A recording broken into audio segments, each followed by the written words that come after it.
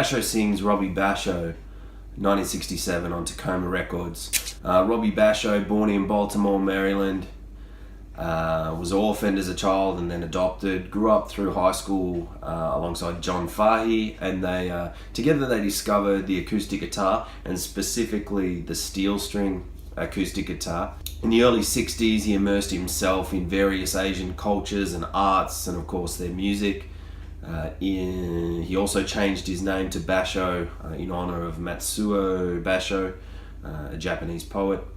He was reported as describing the nylon string guitar as appropriate for love songs, but if you wanted to communicate fire in your music, then the steel string guitar was the way to go. He developed a really aggressive finger plucking style, which often to my ears sounds like he influenced various other guitarists, particularly in alternative music in the early 90s. I think of Kurt Cobain instantly when I hear some of the vocals on here, and also the guitar strumming style. His playing was also influenced by various Indian classical instruments, in particular the sarod, and I think he may have studied under Ali Akbar Khan as well. He was reported as describing his music, and now whether this is tongue-in-cheek or not, I'm not sure, but as Zen Buddhist cowboy music, which is kind of appropriate when you actually hear a lot of his records. He certainly plays folk music, but draws in a whole range of influences from certainly Persian, Iranian music, Indian music, but also American blues, particularly in his early works like this one, Basho Sings. He wasn't widely known or celebrated during his life. He recorded for Takoma and Vanguard and Blue Thumb, Windham Hill as well, the New Age label later in the early 80s.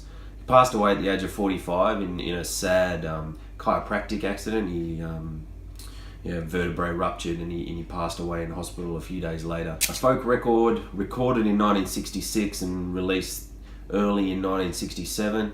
It's Basho's third record. His first two were entirely instrumental, so that's where the title comes from, and his first foray into vocal style, and from then on he would continue to sing on all his records. It's one of 3 albums he released in that year. The other 2 are the 2 volumes of The Falconer's Arms. All 3 I highly recommend grabbing. They're all in this similar, truly unique and original style. I say folk music, but as I mentioned earlier, it draws from a whole range of influences, an operatic kind of vocal style that is truly unique in folk music. It is solo guitar, so it's simply just the steel string guitar and Basho's voice. The themes he touches on here, he mentions actually on the back of the record. There's notes for each track, talking about family and mother, and the mother's relationship with the child, which I imagine draws back to his infant and his early childhood. There's voodoo and also blues stories here, where he specifically mentions Skip James on the back of the record. There's also vocal improvisation, where he says he didn't ask questions, he just sang what came to mind at the time, which sort of goes against folk music traditionally, which is a storytelling genre of music. Where I got this, I picked this up from a suburban record store in Melbourne, where you generally don't get too much. It was really affordable. I got it for $30. They graded it really conservatively. The cover's still in the shrink.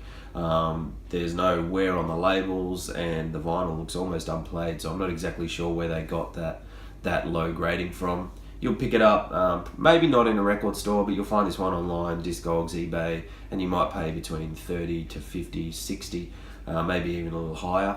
I think there's 2 early pressings. There's this one from 67, and there may have been one from a couple of years later, maybe into the early 70s. This had been described as an acquired taste, particularly for the vocal style, but maybe also for the abrasive guitar playing as well. I don't see it as an acquired taste at all. If you've got adventurous ears and are open to different sounds, and you're seeking out new music that doesn't exactly pigeonhole itself into that one genre, then this is exactly what you're looking for.